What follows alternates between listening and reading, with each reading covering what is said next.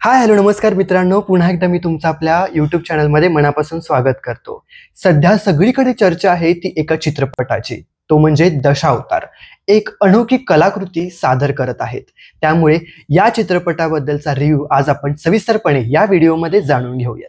मित्रांनो, नुकताच रिलीज झालेला दशावतार हा चित्रपट पाहून मी एकच म्हणेन की वाह, काय चित्रपट आहे। पण थांबा, जर तुम्ही खूपच हाईप मध्ये जाऊन साऊथ सारखा पॅन इंडिया मसाला बघायला गेलात तर कदाचित थोडं निराश व्हाल। पण मराठी सिनेमाच्या मर्यादित आणि बजेटच्या चौकटीत राहून दशावतारने ज्या पातळीवर जाऊन कामगिरी केली आहे ती खूप उत्कृष्ट आहे। आणि हेच ते वळण आहे जिथून मराठी इंडस्ट्री साऊथ सारखी मोठी होऊ शकते। चित्रपट आपल्याला कोकणात घेऊन जातो। बाबुली म्हणजेच दिलीप प्रभावळकर हे एक वृद्ध दशावतार कलाकार असतात। त्यांची कला, परंपरा, त्यांचं आयुष्य सगळं रंगमंचावर अर्पण केलेलं असतं। पण डोळ्यांची समस्या वाढते आणि वयाचं ओझं देखील वाढत असतं। त्यांचा मुलगा माधव जी भूमिका सिद्धार्थ मेनन याने साकारली आहे। माधव नोकरी मिळवतो आणि घरात आशेचं वातावरण निर्माण होतं। पण एक दुर्दैवी घटना घडते आणि सगळंच कोलमडतं। कुटुंब, गाव आणि परंपरा या सगळ्याला एका संघर्षाच्या भोवऱ्यात अडकतं। याचं मूळ आहे परंपरा विरुद्ध आधुनिकता, कुटुंब विरोधात निसर्ग शोषण आणि कलाकाराची वेदना। आता दिलीप प्रभावळकरांसरांबद्दल काय बोलायचं। त्यांनी साकारलेला बाबुली हा गोट परफॉर्मन्स आहे। प्रीमियरला त्यांनी सांगितलं होतं की शूटिंग सुरू होण्याआधी त्यांना चिकन पॉक्स झाला होता।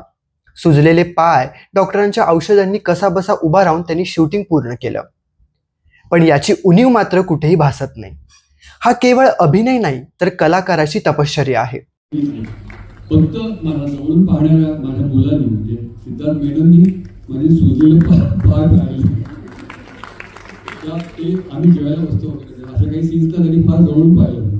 एका प्रेक्षकाने प्रीमियर नंतर अगदी बरोबर सांगितलं की जेव्हा जेव्हा पर्यावरण विषयावर चर्चा होईल तेव्हा बाबुली हे पात्र अमर राहील। खरं तर ताकदवान गोष्टी बघायच्या झाल्या तर दिलीप प्रभावळकर सरांचा अभिनय ऑस्कर, सिद्धार्थ मेनन, अभिनय बेर्डे, भरत जाधव, महेश मांजरेकर सगळ्यांनीच अगदी दमदार कामगिरी केली आहे। कोकणाचा निसर्ग, दशावतारांचं मंचन स्क्रीनवर अगदी जिवंतपणे उभं होतं। रंगपूजा गाणं हे हृदयात अगदी रुतून जाते। आणि वडील मुलांच्या नात्यातील ही एक साधी मार्मिक गोष्ट आपल्या हृदयाला भिडून जाते।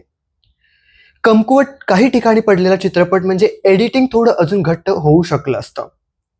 इको थ्रिलर अँगल कधी कधी थोडासा मागे पडताना आपल्याला दिसतोय आणि भावनांचा ओघ जास्त ठळक होतोय। तर मराठी सिनेमा हे एक आशेचं किरण म्हणून आपण बघू शकतो।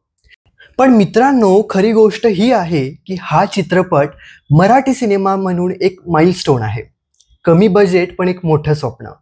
जर दशावतार बॉक्स ऑफिसवर झळकला तर निर्माते अजून पैसा, अजून जोखीम घालतील आणि मग मराठी सिनेमा देखील साऊथ सारखा मोठा होईल। हीच वेळ आहे मराठी सिनेमाला उचल देण्याची। दशावतार हा फक्त एक सिनेमा नाही तर मराठी इंडस्ट्रीसाठीचा एक टर्निंग पॉइंट आहे।